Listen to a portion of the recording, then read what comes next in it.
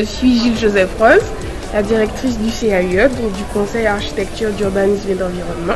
Donc aujourd'hui, nous avons mis en place une conférence sur la pollution lumineuse en Martinique dans le cadre de la Semaine du développement durable. Bonjour, je suis Corinne Plantin, responsable du pôle environnement au CAUE Martinique.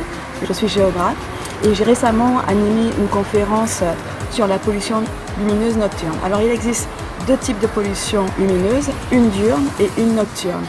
Il est essentiel aujourd'hui de sensibiliser les élus, les particuliers, les professionnels sur les risques de cette pollution parce que les impacts sont très importants sur l'environnement. Je pense notamment sur la faune et la flore, sur la santé humaine, sur les aspects culturels, sur la science puisque ne plus voir les étoiles nous empêche de voir l'univers.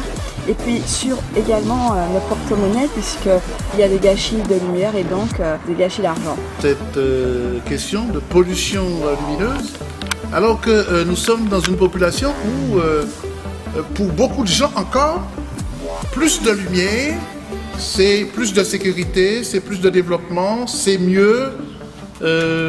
Moi, je croyais faire quelque chose de très bien quand je faisais de l'électricité rurale. J'étais directeur général de la ville de Sainte-Marie il y a 50 ans. Et donc, c'était ce qu'il fallait faire, développer les lumières. Alors, nous sommes confrontés à plusieurs choix. Faut-il garder plus de lumière pour la sécurité? Faut-il en retirer?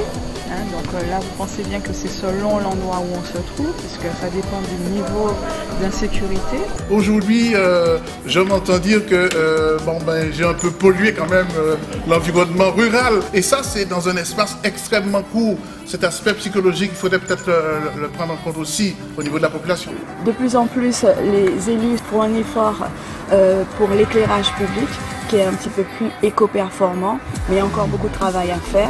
Il est essentiel aujourd'hui de montrer que la pollution lumineuse nocturne peut concerner la simple lumière intrusive à cause d'un parking suréclairé qui envahit nos logements, jusqu'aux halos lumineux qui surplombent l'agglomération centre et en particulier quand il y a des particules fines et du sable provenant du Sahara. Plusieurs solutions peuvent être apportées. Déjà un accompagnement des collectivités en termes de sensibilisation auprès de la population qui ne connaît pas vraiment les impacts de cette photopollution, cette pollution lumineuse.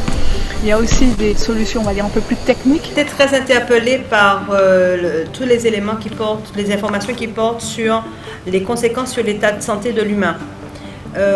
Est-ce que la population, moi je n'ai pas ce sentiment que la population est consciente de ce qui lui arrive? Une deuxième question, est-ce que le CAUE peut intervenir justement en termes de vulgarisation d'informations sur ces impacts-là? Tout est fait au CAUE par le biais de nos différents supports éditoriaux, notamment notre revue La Mouina, mais aussi par le biais de conférences, d'ateliers auprès des scolaires également, pour montrer les risques non négligeables de cette pollution qui est encore très méconnue. Ça prend du temps pour sensibiliser la population, ça prend du temps pour changer les réverbères, ça a aussi un coût. Il y a plusieurs solutions et mesures qui sont prises à différentes échelles, aux échelles locales, aux échelles européennes, de l'UNESCO et de l'ONU qui considèrent aujourd'hui que le ciel est un vrai patrimoine à conserver pour les générations futures.